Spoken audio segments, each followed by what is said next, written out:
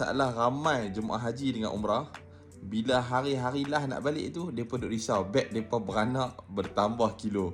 Siapa pernah ada pengalaman yang sama dengan apa yang saya cerita ni? Yalah, kita tahu, okey, kalau Malaysia Airlines 30 kilo seorang. Kalau Saudi Airlines ada banyak sikit, dia dapat 2 beg, 23.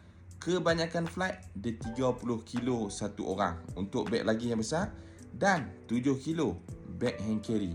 Jadi selalu jemaah-jemaah ni saya tengok ni, bila nak balik je dia mula risau. Macam mana? Ustaz macam mana? Haji macam mana? Dia tanya mutawif dia macam mana nak buat?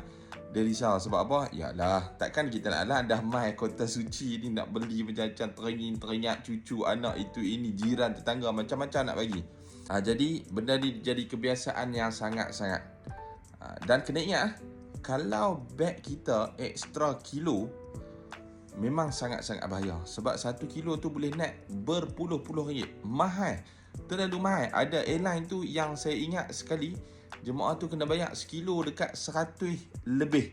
Dia depend pada airline.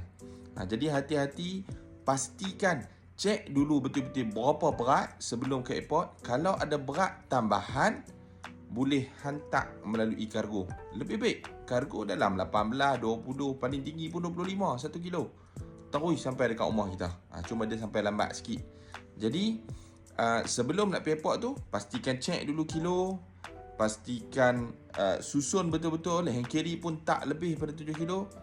Moga-moga selamat dan hindari daripada terkena bayak dengan kos yang tinggi. Jadi ni saya nak tunjuk. Ni satu produk saya sendiri pun bawa sebenarnya. Dan benda ni mudah. Dulu saya pernah beli yang manual tu, kena angkat manual, sakit tangan lah macam-macam. Tapi yang ni dia lebih baik sebab dia digital. Saya letak kat beg kuning.